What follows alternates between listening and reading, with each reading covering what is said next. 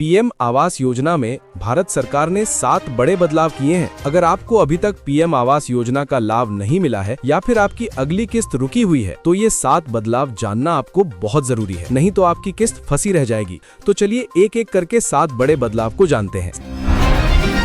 सरकार ने हाल ही में प्रधानमंत्री आवास योजना शहरी 2.0 के तहत अपनी सक्रियता बढ़ा दी है।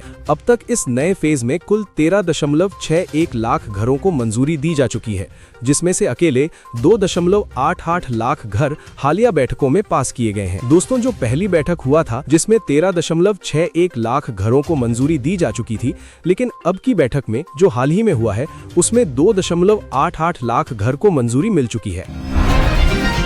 प्रधानमंत्री आवास योजना ग्रामीण PMAY-G के तहत अब पक्का घर बनाने के लिए मिलने वाली वित्तीय सहायता को बढ़ाया गया है। अब पात्र लाभार्थियों को 1,20,000 रुपए के बजाय लगभग 1,80,000 रुपए तक की आर्थिक मदद दी जा रही है। इसके अलावा शौचालय निर्माण और मनरेगा मजदूरी का पैसा अलग से मिलता है। दोस्तों, ये जो अपडेट है ये बहुत बड़ी अपडेट आ रही है। पीएम आवास योजना से जो 1.20 लाख रुपए घर बनाने के लिए मिलता था उसको बढ़ाकर अब 1.80 लाख मिल रहे हैं, जिससे घर अच्छा से बने और मजबूत बने।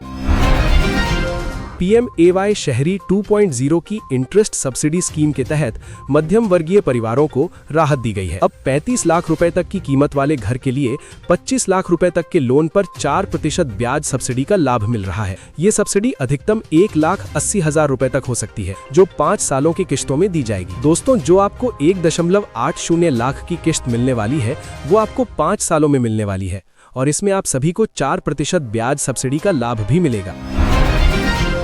अब योजना की अगली किश्त पाने के लिए नियमों को सख्त किया गया है। लाभार्थियों के लिए अपनी जमीन की मालगुजारी रसीद, लैंड रिसीट और LPC अपलोड करना अनिवार्य है। इसके साथ ही फर्स्ट इन फर्स्ट आउट आधार पर वेरिफिकेशन प्रक्रिया तेज कर दी गई है ताकि लंबित आवेदनों का निपटारा जल्दी हो सके। दोस्तों, अगर आप सभी का किस्त अभी भी रुकी हुई है या फिर नहीं मिली है तो आपको जमीन की मालगुजारी रसीद और LPC अपलोड करना होगा, तभी जाकर आप सभी को अगली किश्त या फिर पीएम आवास योजना से लाभ मिलेगा, नहीं तो नहीं मिलेगा।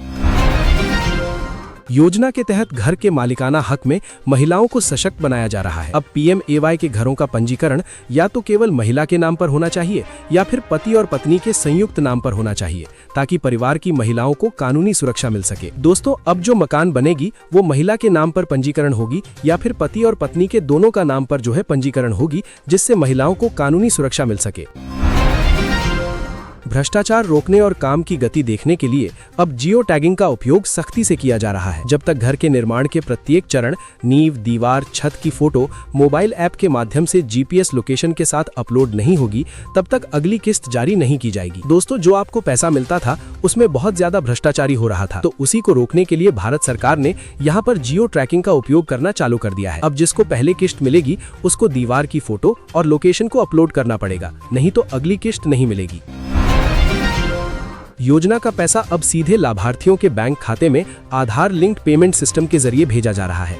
इससे बिचौलियों की भूमिका खत्म हो गई है और ये सुनिश्चित होता है कि पैसा उसी व्यक्ति को मिले जिसके नाम पर घर मंजूर हुआ है। दोस्तों, अब पैसा जो है सीधे आप सभी को DBT सिस्टम के जरिए सीधे अकाउंट में भेजे जाएंगे, जिससे कोई भी भ्रष्टाचारी नहीं होगी। तो दोस्तों, ये थी पीएम आवास योजना की 7 सबसे बड़ी अपडेट जो कि मैं सबसे पहले आप सभी को बताया है। तो प्लीज अगर आप सब मेरे चैनल पर नए हैं तो चैनल को सब्सक्राइब जरूर कर लीजिएगा।